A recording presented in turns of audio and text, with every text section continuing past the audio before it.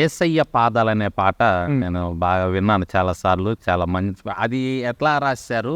ప్రభువుని ఒక రోజు నేను అడిగాను, ప్రభా మరి నీ సేవలో నేను పైకి రావాలి, ఏం చేయాలి అని అడిగాను.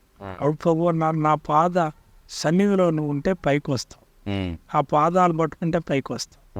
నేను గుమ్మనంపాడు అడవుల్లో అటు ప్రాంతాలంతా తిరిగి సేవ చేసేవాడిని. ఎక్కడయ్యా? గుమ్మనంపాడు గుమ్మనంపాడు అడవి ప్రాంతం ఇదంతా.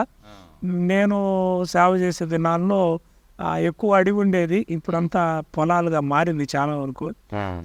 అప్పుడు అడవి జంతువులు కూడా తిరిగాయి. అప్పుడు నక్సలైట్ మూమెంట్ ఫుల్గా ఉంది. ఆ అడవి ప్రాంతాల్లో నేను అటు తిరిగి సేవ చేసుకుంటూ నేను నడుస్తూ ఉండేవాడిని, ఎండలో నడుచుకుంటూ వెళ్ళేవాడు. ఛార్జీ లేనప్పుడు నడవాల్సి వచ్చేది.